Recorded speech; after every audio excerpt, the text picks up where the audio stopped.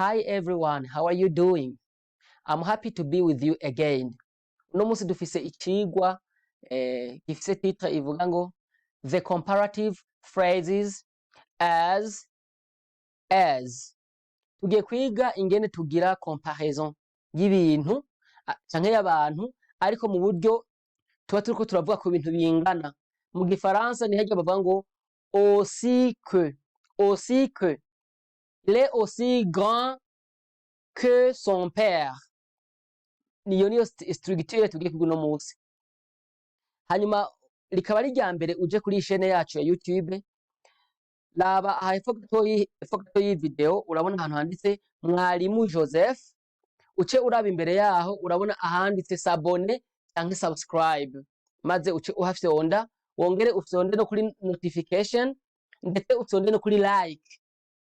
Aho ubona hari akantu ka thumbs up, ufyonde kuri like, udusigire kandi na commentaire kugira ngo tumve ko by'ukuri ibi vyigwa bibaryohera canke ko hari ibindi vyigwa mushaka ko twobongereramo kandi tuzobona tubikora kuko turi ngaha kugira ngo dukore ibi vyigwa bibafasha cane mu kumenya icongereza.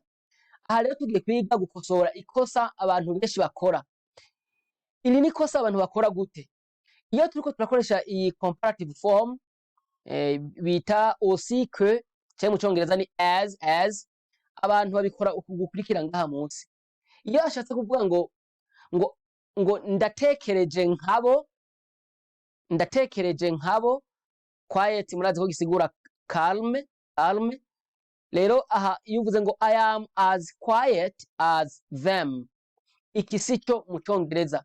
Iri ni kosa abantu benshi bakora kubera ko bavuga ati them isigura mu gifaransa, rero bagaca bakora iri kosa mu kubivuga muri ubu buryo. Ariko imvugo nziza tuvuga tuti I am as quiet as they are. Kubera iki? Aha turafise subject I niyo twita personal pronoun subject. Ni personal pronoun subject, ni pronom personnel sujet. Hama iyi them twashize ngaha, iyi ni personal pronoun object. Rero ntabwo ushobora gukompara canke kugereranya pronom personnel sujet na pronom personnel objet ngo bijane, ntibishobora kujana. Rero namba ukoresheje pronom personnel sujet nino kandi ku mpera uza gukoresha le même pronom. Ni ukuvuga tuvuga tuti I am as quiet as they are. Hama batabitahura neza, aha n'igihe tuba turiko turakompara canke tuba turiko turagereranya ibintu canke abantu banganya ibintu kanaka. Urashobora kuvuga uti turanganya ubutunzi, utuvuga uti I am as rich as he is. I am as rich as he is. Ntushobora kuvuga ngo I am as rich as him. Iyo uvuze ngo I am as rich as him sico mu congereza kubera ko iyo him ni object si subject. Tuje ku karorero kagira kabiri. You know as many people as me. Aha kandi iki sico kubera ko you know, you ni subject. Aha rero dutegerezwa gukoresha kandi subject. Iyi me twashize ngaha ntishobora gukora. Iri ni kosa abantu benshi bakora kubera iki? Kubera ko iyo ufashe ubumenyi ufise mu congereza mu gifaransa ugaca ugomba kubukoresha mu congereza, niho haca haza iri kosa rero kenshi. Iri kosa ritarizira, ugasanga umuntu ariko arihenda abivuze muri ubu buryo atariko vyategerezwa kugenda. Rero mu kubivuga neza tuvuga uti you know as many people as I do. You know as many people as I do. Ndibaza kirumvikana cyane ko bitabyoroha cyane iyo ubibonye muri ubu buryo. Ni ukuvuga iri ryungane rivugwa uku kwa kabiri. Aha ubwa mbere si ryo kubera iki? Kubera ko me ni personal pronoun object. Tuje kuri gatatu. He is as tall as her. He is as tall as her. Uvuze ngo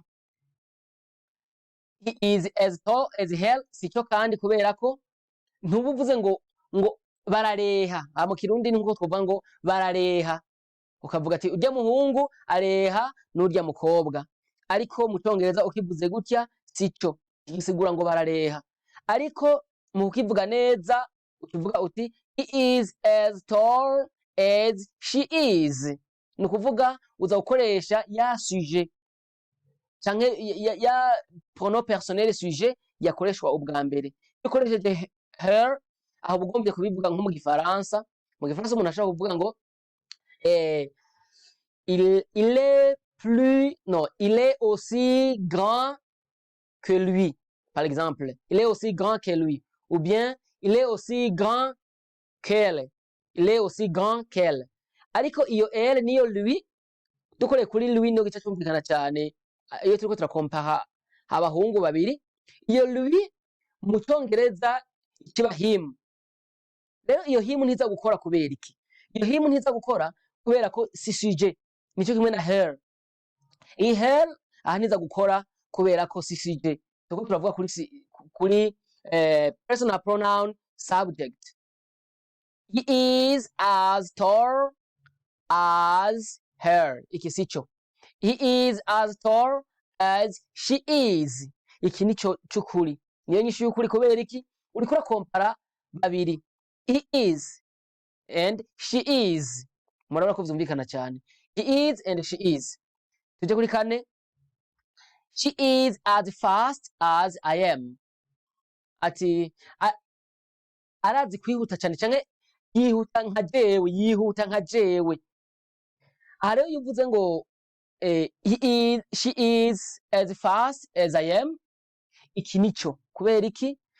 Bisigura ngo yihuta nka jewe. Ariko uvuze ngo she is as fast as me, iyi me ngaha ntikora kubera iki? Ntabwo ishobora gukora kubera ko sorry. Aha ntishobora gukora kubera iki? She is as fast as me. Me si personal pronoun subject. Ini personal pronoun object. Rero ngaha mu Congereza ntikora. Iri niryo kosa abantu benshi nzi bakunda gukora. Naje nama naryumvise kubiza Icongereza, kuba atacize no mu babaye mu bazungu abo maze kuryumvako. Birumvikana cyane rero uwo afise ikibazo yo kibaza turi ngaho kugira ngo dufashanye. Thank you so much.